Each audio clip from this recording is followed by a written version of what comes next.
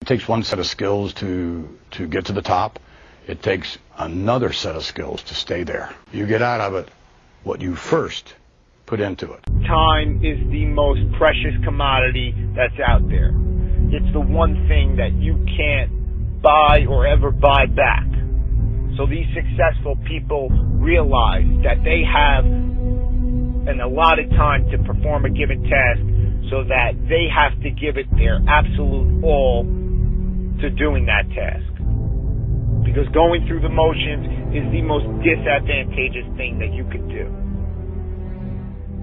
That often when you do something wrong the first time, you have to go back and do it right the second time. Whereas if you did it right the first time, you never have to do it again.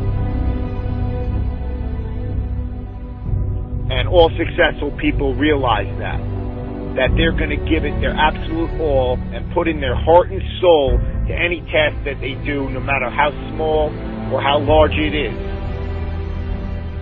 That they're going to be the best person that they could be while they're doing it.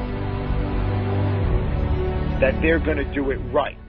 I want to find the next Cena. I want to find the next Hogan, the next Austin, the next Rock. I want to find all of them and ensure that, as big as the WWE is right now, that 20 years from now we look back and go, God, remember when we were so little? I want to make this thing grow. I want to make this the biggest thing on the planet.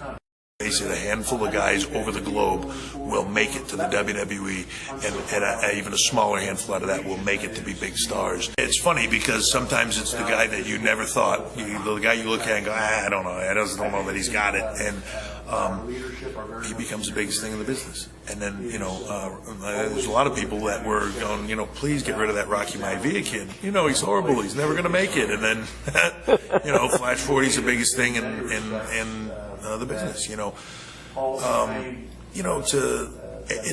It's one of the hardest things about our business is there's a subjective aspect to what we do, and at the end of the day, it's really the fans that decide who are the long-term most successful guys are, and we kind of just follow them, and it's not the one-week reaction on television or the small pocket of very local, boisterous, loud fans. It's the overall feeling of every arena you go to, every place in the world, who gets that reaction and that response. It's a lot of charisma and personality and X factor. But at the end of the day, as you're going through that process, there's just decisions that are made and creative decisions, and it's a difficult.